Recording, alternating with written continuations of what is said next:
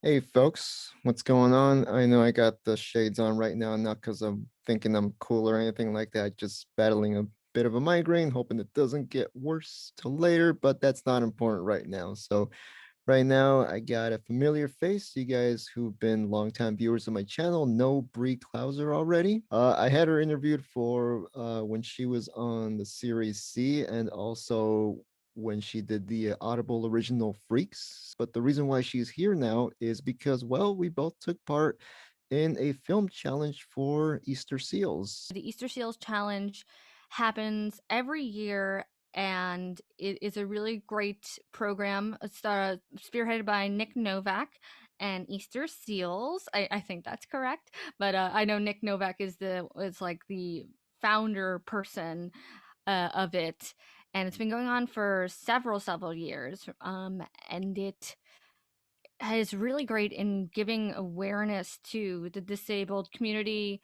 and artists with disabilities. Basically, the rules of the competition require that each team have at least one person with a disability in a key role of filmmaking, be it acting, directing, writing, producing, and they present a film no more than, I believe, 5 minutes.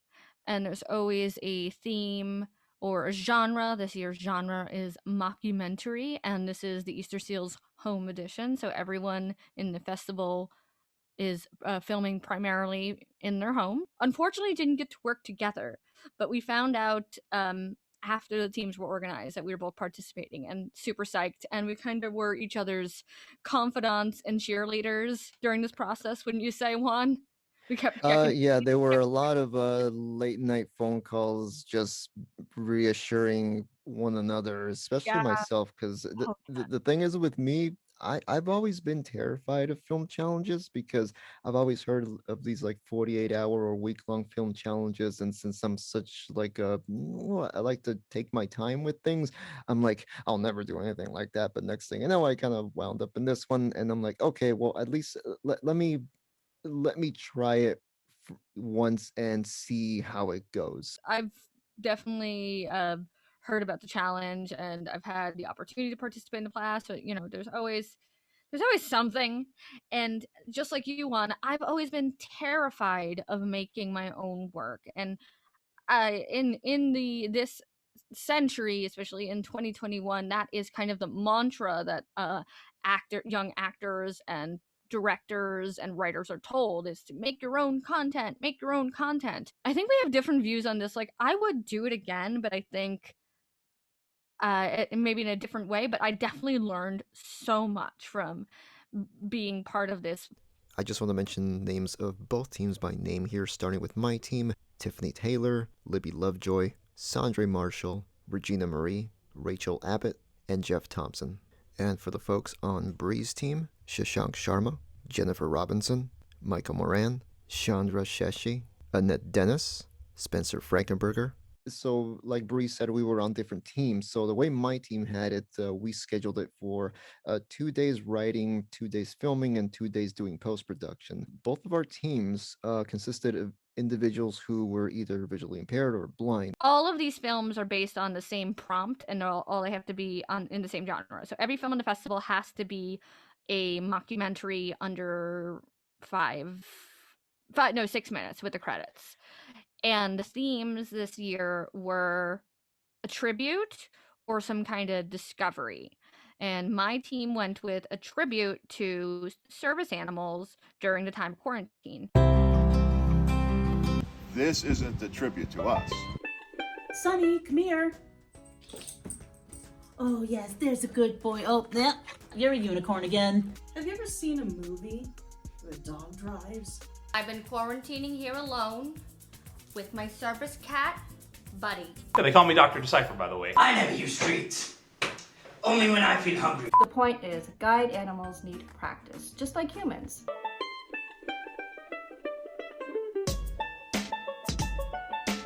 I was an actor and a writer, although I don't know if I'm credited in the writers credits, but I am credited on IMDb where it counts.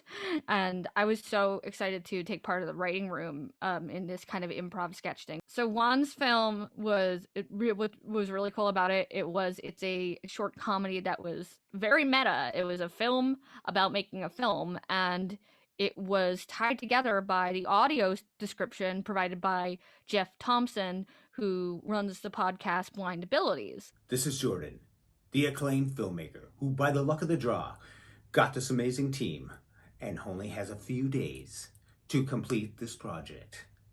And by the way, all of them have visual issues.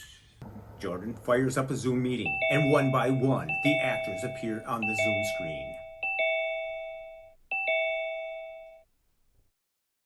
Guide Dog makes an appearance. We wanted to have audio description, but the thing is, we didn't want it to just be a voice of God narration. We wanted we wanted the narrator to be on screen and almost reacting to some of the scenes in general. Now, the writing process was interesting because the first day, the first day is always like pretty much a scramble, like any writing project is. But then you keep hacking away, and then slowly a project emerges. So that's what ended up happening with my group. Another thing we wanted to mention is that both of our projects are being sponsored by Access Acting Academy, an acting school for blind and visually impaired actors, which was founded by and ran by actress Marilee Talkington, who is visually impaired herself. You might know her from Apple TV Plus's See or NCIS. Because you said this is the first time you've done this sort of challenge, what's one thing you learned out of all this, actually? Like, what's one thing that you liked and you think could be different if you take part in it again? So I'm glad that no offense to you, I'm glad I didn't take a producerial role the first time around, because I got to see kind of how the gears and how it can come together.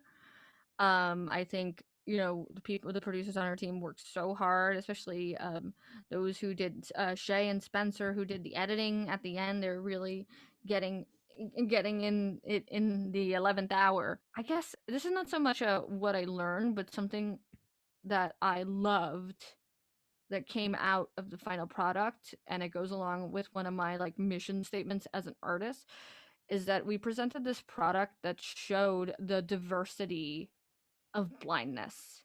And I think your film explores that really well, about the assumptions of what low vision people can and can't do. Usually people take the subject of disability so seriously, and they only associate it with drama. And that's why I love doing it. And this is why I was like, oh, I have to participate this year because it's finally a chance to show what I love to do in acting, which is improv and comedy. I play a character called Doris Feinberg, who is quarantining alone with her service cat. And I did take on one too many hats. I was wearing one too many hats, but I thought, at first it's like, okay, well, I can do this. Because, I mean, seriously, my role was producer, one of the directors, one of the writers, and the editor. I'll admit, I love it when I'm starting to edit in my head already, because it's like, I know how this is going to cut. I can kind of be telling the talent, like, okay, this is what I want, because it's gonna go well together with this, it's gonna go well together with that. I Like, see there was what a you're saying. scene. So it's not just editing. You're making a storyboard in your head, and I totally relate to that. That's kind of what we were doing in our writers' room, and I felt like I was the one at the very beginning who kind of spearheaded, like, okay, this is what should happen. We should open on a sleeping dog, and then we see the title, and then we see the first person. So I guess I wouldn't say it's necessarily an editing. I would say that's more of a directorial mind. If I were to do it again, I would want to take on more of a lead role as far as a producer and maybe a writer, maybe not director. I've directed for theater, but directing for film is such a different thing, and I feel maybe that was the most challenging thing as far as having a team of all low vision people, is trying to do photography, direction, I know it was a little stressful for some people, but like we made it through. But I think I think it was especially challenging because everyone was working at home on their own equipment. So it makes it even harder for the editor to make it all look cohesive at the end. We had Libby was one of our other directors, and then we had another individual named Sandre. She was another director. But the thing is, because we were all isolated, it was more like, okay, we're going to discuss a lot of what's going on with the directing during the writing process, because we had a feeling that everyone was just going to do the filming on their own, because in a Yeah. way it was going to save time, because if one of us was going to be there via Zoom trying to direct someone, we knew it was going to take a lot of time. So But you didn't do we that for any of your scenes, like have someone direct over Zoom. we were considering it, but we decided not to go back to the producing stage, though, because I was not the only producer. I had a great partner in crime with in producing with Tiffany Taylor. She was awesome. It was nice to be able to, you know, have someone to check in with as well on my team, and it was great. She was an awesome producing partner. So we had an actor, producer. He was basically our like head script drafter as well, Shashank. He is from India, so he was always on a 14-hour time difference. So I don't know if they Zoom directed his, but all the rest of ours, we had at least one or two directors sitting in to help set up the shots. I know some of us had other people we were living with, like my boyfriend Dan helped, and I think he's credited as a director of photography, and he was like, what? But he did go to film school, so he was really helpful. I think Spencer was really the one who I would say is the main director of photography, and we are actually. I think the plan is to make an extended cut of our film because we had so many good shots, so many funny scenes, and we were originally like overtime. We had to, you know, like slide right in there at like 5 minutes and 57 seconds. We did like this voiceover thing at the end where we were going to show the animals, but we ended up just with the voices. And I do one of the voices of my cat's inner thoughts. So Buddy the cat's inner monologue. It's a really unique thing we did that we have not one, but two entire creative teams of all blind and visually impaired creators. I don't know if that's ever been done before in this film challenge, besides for the films themselves being so fun and really cute and really really funny, and animals for my film. uh, I think